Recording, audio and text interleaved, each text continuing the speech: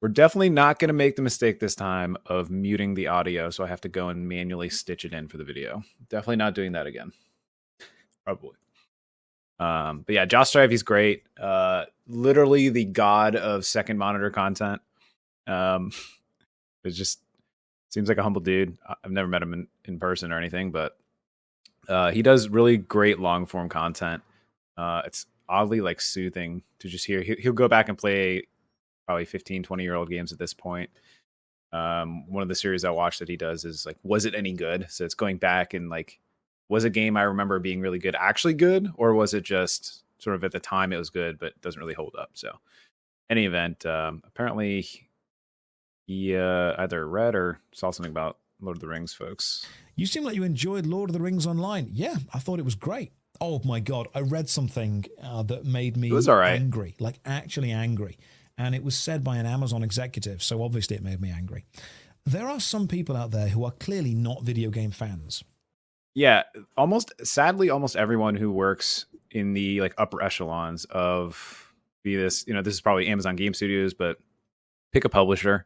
Sadly, they hire business people because at the end of the day, that is what it is. But like, you want it to come from a place of artistic integrity, and then that is what fosters revenue through sales, through people buying your game. Instead of people who are there, they would hire them from like the car industry or something like that. And they're just like, a product is a product. It doesn't matter what it is. You got costs, you got the inputs and you got the outputs, and that's all. It's like, sure, but like, wouldn't it be great if you had an enjoyment of cars and then went on to run the Ford Motor Company or whatever? And that doesn't really happen in the gaming industry. It seems like there's very few in like large gaming institutions, like public companies that are run by actual gamers. And it's usually like indie companies. Maybe they go on to be big, but like, yeah, it's just sad but true. They have the money and the power to make them. They're producers, they own the companies, but they clearly don't get how games work. What's up, dude? Amazon Games Studios is making a new Lord of the Rings MMO. Which is surprising, because if the old Lord of the Rings already exists, they're just going to be competing for the same market, presumably. And most likely based in the Rings of Power universe, because that's pretty much just what they own. But I didn't actually know that the Rings of Power counted as a different universe. Isn't it supposed to be the same thing? Are they really trying to split the canon? There is a new Lord of the Rings game. I'm good, man. Online How MMO you doing? Being made by Amazon Game Studios.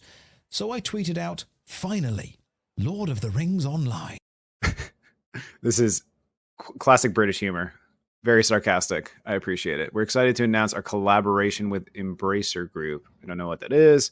And the Middle Earth Enterprises for our upcoming MMORPG. So it is technically an MMORPG.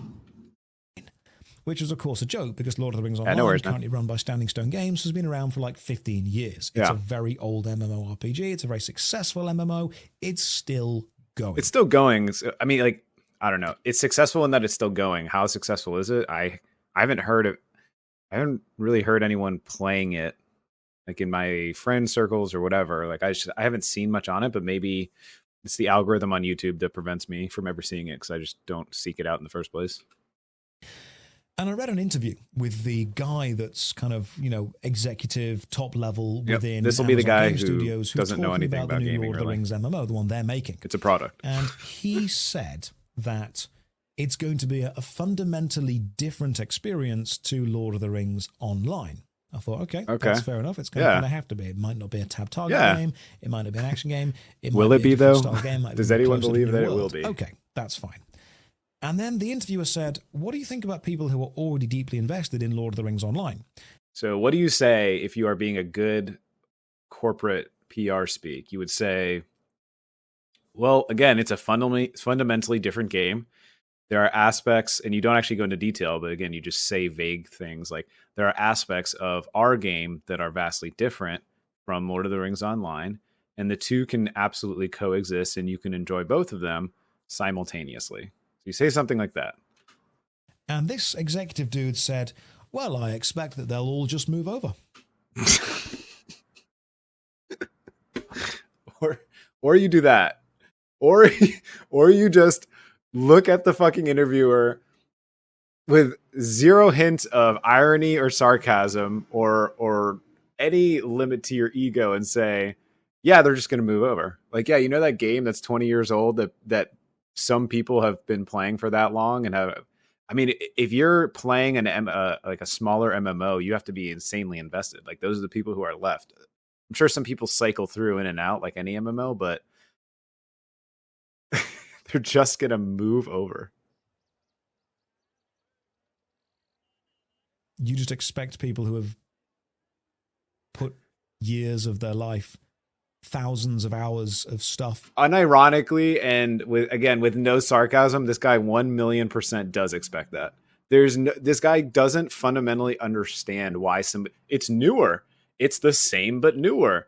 Why would anybody possibly stay on the old thing? I made this one. It's better. I just don't understand. And he just doesn't understand. So they're not actually going to do anything probably to help or to try to get people to move over. They're just going to assume that they will, which is like cannibalizing an existing game for your game that like may die out soon anyway. Like into Lord of the Rings Online will just be like, all right, lads, pack it up. Yep. There's a new Lord of the Rings MMO in town. Let's all move over to Yep. There's no way that guy was being sarcastic. Because people don't always play the game for the gameplay. Sometimes they play it for the community. Sure. The sunk cost fallacy. Yeah. The general ambience, the graphics. There's a lot of stuff that keeps people playing. But it's like going back and playing a game that you played in your childhood or, 5-10 years ago. There's a sense of calm. I mean, there's a lot of aspects to nostalgia. There's a lot of reasons to go back and play something. And there's many aspects that go into nostalgia as a whole. And maybe I'm the only one who feels this, but going back and playing like an old, the one that probably is most easily understood would be like Ocarina of Time. It's like going back and playing that, you just kind of feel comfortable. And I don't know if it's because it evokes memories of like when you were a kid playing in the comfort of the home, in comfort of your home, and everything was sort of right, and the world made sense basically, right? Because you're kind of ignorant as a kid and you don't really know, and you're not out in the world having to make your own way. It just, everything kind of makes sense. And so people probably go back and play Lord of the Rings. They might like they might go back every 3 years or 4 years or something and just create a new character entirely, not even play their existing one, and just go through the old zones. It's like World of Warcraft. People go through Goldshire and you hear the music that plays once you enter a zone, and you just instantly are taken back, and there's a comfort to that.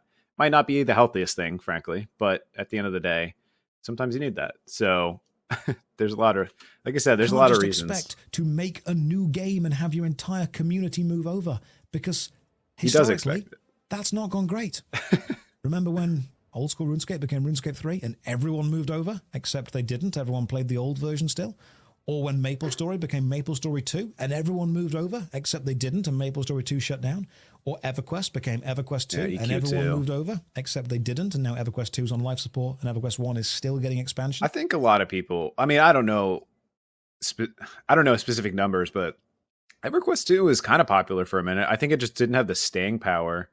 And so the people who were loyal to EverQuest 1 never stopped being loyal, but EverQuest 2 didn't build a loyal fan base. So when the sort of hype died out and people were like, we're not going to main this game, basically, it just, it didn't create the same level of loyal fan base. But or when Warcraft did all of its stuff and then no one played the old versions, apart from the fact that they did, which is why they had to release Classic.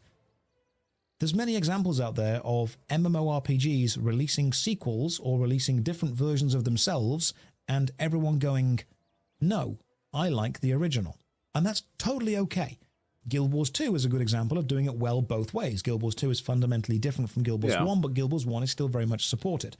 What irritated me about this executive's attitude was he didn't say, we are going to keep supporting Lord of the Rings Online. He didn't say, the people that love Lord of the Rings Online, we love them, we love their passion, we love their ability to enjoy the game. That's not going anywhere. We're providing a separate experience. Gaming is where they throw the execs who refuse to learn or are like still really green, it seems like, because this is like easy PR speak. You just talk in circles, either hope the interviewer doesn't ask additional questions depending on the dynamic. Like if it's basically just a paid interview, effectively, they won't ask probing questions. And if they do, you're like, you just keep talking them in circles until the interview's over. And you just make sure you don't damage the reputation of Amazon Game Studios, of yourself, or of the game. So like,